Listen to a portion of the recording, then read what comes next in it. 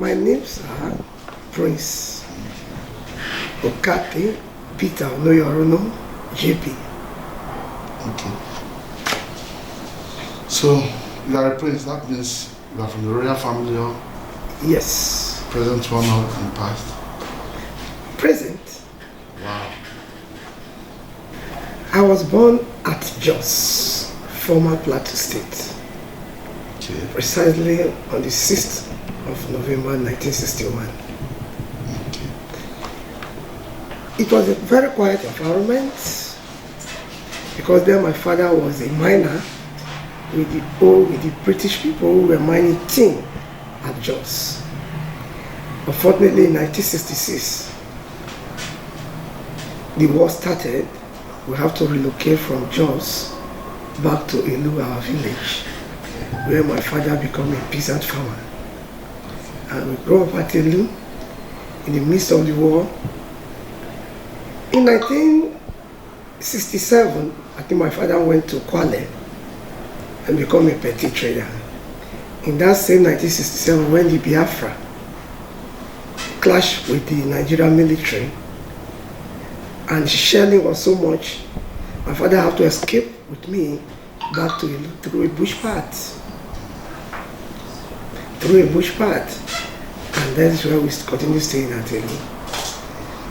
As of that time, we were about 8 children. But excuse me, the first. I'm the second. The second. I have a senior sister who currently lives at Abuja. I started primary school education at the local authority primary school in Ilu. And after my primary school education, I got admission to Notre Dame College, Ozoro, where I did my secondary school education and left Notre Dame College in 1976 or thereabout, and proceeded to Auchi Poly, where I had my HND in civil engineering. Added to that, in my graduating year 1988 from Auchi, I was the best student, departmental and the school overall. So I was awarded the Principal Certificate of Excellence as the best student because I made distinction. And I served my youth corps in 1988-89 at Lagos with Sparklight Engineering. And that's how I did my NYSC. After my discharge, unfortunately then, my father was down with sickness. And then my father had 10 children. And being the only senior son, I have to come back to Delta because then he was a petty contractor to Shell. And that is actually what inspired me to civil engineering. When I came back, I had to take over the job. It's a completed building, as God will have it. I completed it. And my father got well and lived extra 10 years. And within that period, from the proceeds of the contract, he was able to drive then Mercedes 200, the one they popularly call flat engine. And completed the upstairs. The man lived well. Fortunately, October 1998, he died. But I continued with the contract work. Then after some time, though when my father was alive, I have to register my personal company, which is Kenomena Limited, in 1995, while he died in 1998. And this is the Kenomena we are to date. Over these periods, we have progressed, have a lot of resources to compete in the construction industry. My father's company, you know, currently we are 12. And after my father's death, you know, as children, issues arise. well, I have to focus on my company, because then the assumption is it's a father company. Nobody was ready to really make any commitment except me. And my father married one wife anyway, and we are 12. My mother is still alive, but there were issues. So it's not issue of being polygamous or not. That's why I left the company for them, my siblings, if they can run it. Can remember currently, our principal staff, we have about 43 staffs right now, principal on our payroll. Then if you talk of field workers, we can be talking of about 200 workers. Because currently we are handling the annual gas plant on behalf of NNPC and SEPLAT at Asa in Okathe North local government. That is Asa Okathe in Imo State.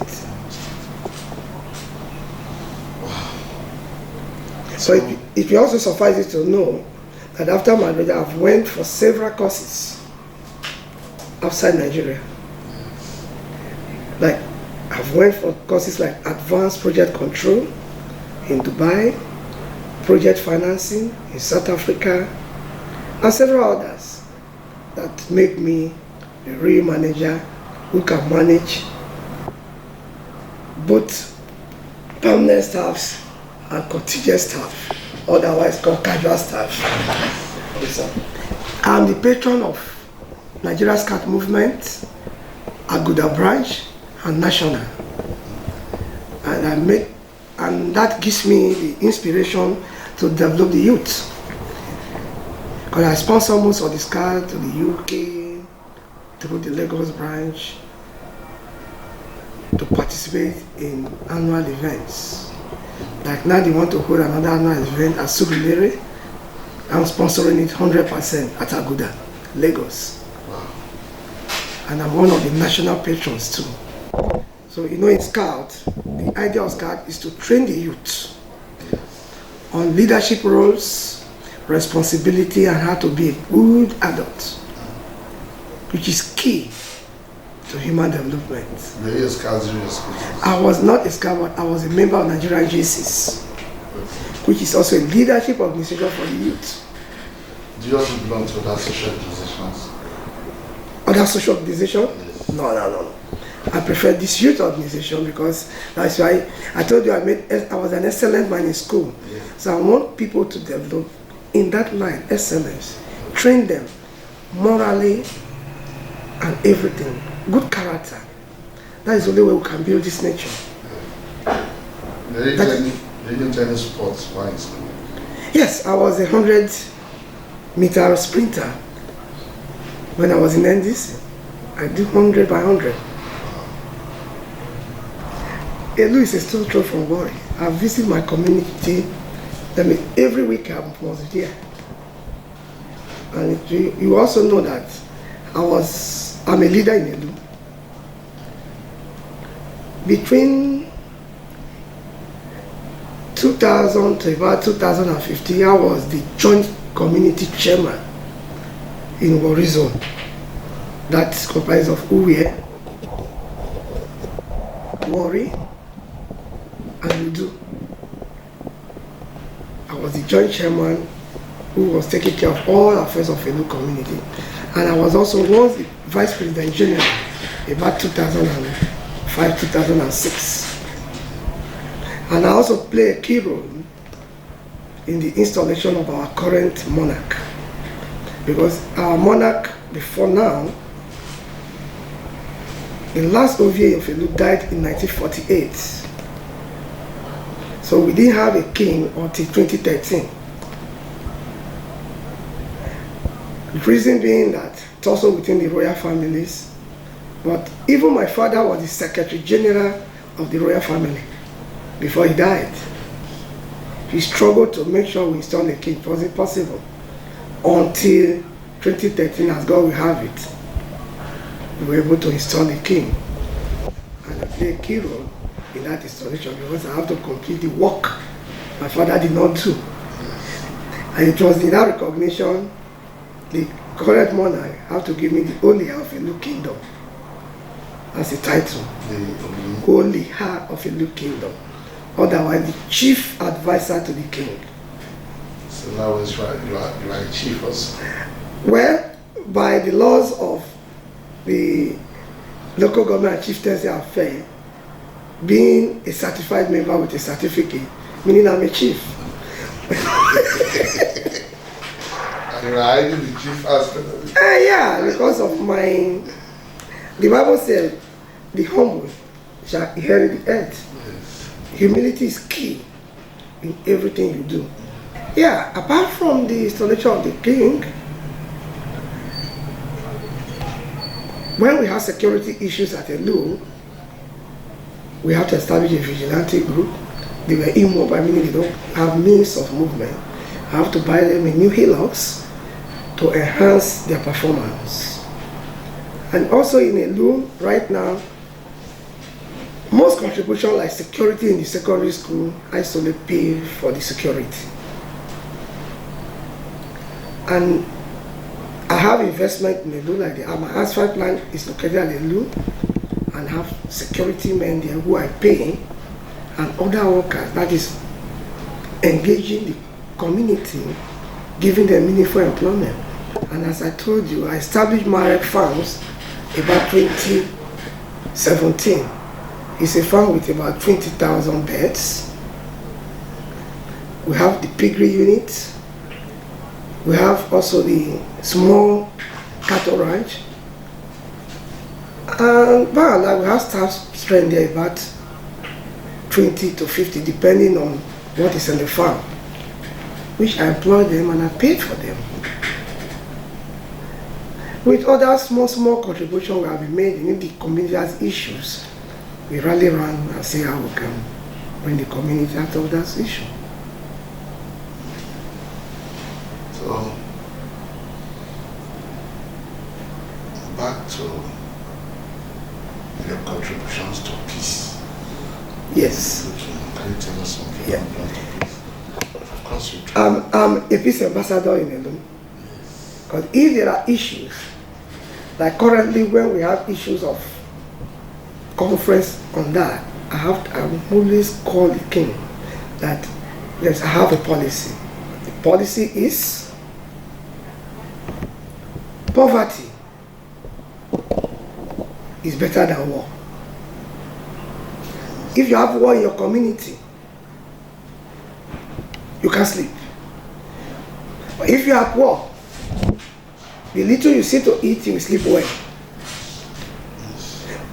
That is why anytime there is problem within the community, I'm always in the forefront to make sure we have peace. Even when there is issue of vigilante against some youths that are involved killing, all of us, I call them to look, no, let's bring all those matters from the police. There's no point going for litigations while the money for litigation, you can use it to develop the community. And currently that is what I'm pursuing. Now, without our President General, but I have to call him. The only option is peace. Which the so-called development now agree with me because of my principle of poverty is better than war. In communities we work, we have a principle here. The principle is we must ensure there is what? Human capital development. In most communities we work as a company, my campaign to them, I will teach you how to fish rather than to give you fish. So like where we work, I always try as much as possible to recruit the artisans from the community and train them on modern approach to doing those work they do. Like Asa, for example, where we work currently, we engage somebody who wants to train them as either a grader operator, a roller operator, HSC officers, we pay for all that. So that at the end of the day, there will be a mark that I train X person. This is my profession. And also, some of the boys we are even using Owerri, they are not actually from Owerri. There are people we recruited in maybe in Sapele, Oben, and we train them. Anywhere we are going for continuity, we take them along as ourselves, and they work in all those places. That it doesn't necessarily mean because I come to our community to work, that ends the business. So if I train you, you are good, we must make sure you continue to live a better life by engaging you in further works. And that reduces the unemployment rate, either from the community or from the country. Rather than sitting at home believing that I'm a ghost worker. No. I'll guide against the principle of ghost worker. I want you to participate, work, and get an experience. So tomorrow anybody comes, have you done X work before you? You can confidently say yes. With which company? You say with Kenomena Limited. That gives me the joy. Reducing unemployment rate. And I think reasonably with that principle, we have peace in every community you go to. We want Kenomena to come back. You can ask from Mobe, Sapele and Mokbe, anywhere we walk, they want us to come back, even the Mutu here. Though we have also another principle, we must not owe our workers. And we must give them adequate remuneration that can take care of them and their family. In some cases, we take care of a medical, depending on the nature of contract. I guess you're a Christian also. Of course, yes. What church you attend? I'm a full member of Anglican Church, Church of Nigeria Anglican Communion. Okay. And I worship at the cathedral in Okathe Road. If they have projects, I participate financially and otherwise. Okay. You're also involved in other art like scholarship. Yeah, the African Scholarship Scheme, especially in the cathedral, we have an account. You can pay money into the account. Anonymously, which sometimes I do because of my nature. I don't like this publicity stuff. Yes. Even when they donate, sometimes I don't want to, Like this year I was the chief harvester of the church. Yes. When I mean chief harvester, you should know what I mean. Yes. Okay. So, by and large, what gets you angry? Only one thing. Right. Lies. Lies. Lies. That is all what gets me angry because I don't lie. I don't enjoy it. That's my problem. With everybody, even in my house. My small daughter knows. If you ask her, Erazy, don't say, he said, no, in our house we don't lie. My father will kill me. Yes. That is the principle. Okay. So, give us now, what can you say about the challenges of a new kingdom? Yes. As you know it. Right now, the challenges of a new kingdom as a community is we lack infrastructures. We want good roads, potable water, and steady electricity, which are not available. As you are aware, Elu is also an oil producing community. Though NDDC have tried much to develop the community by provision of roads and drainages, which I give them kudos. But there are other government parastatals like the Super Deck. All the projects they started at the Elu have been abandoned to date. No single one. And by right, as an oil producing community, we're supposed to have benefit from our 13% derivative. Meaning, if you start a project in oil community, the superintendent is supposed to fund it and see to its completion, which is never done. The same thing is supposed to. There are some other NDDC projects that are yet to be completed too anyway.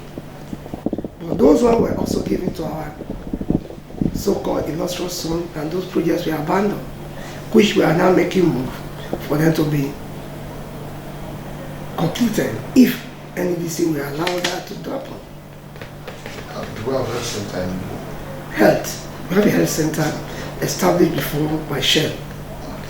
The government has also, through the community effort, we have improved it and we want to make it a cottage hospital. I think they have done the inspection from the government act.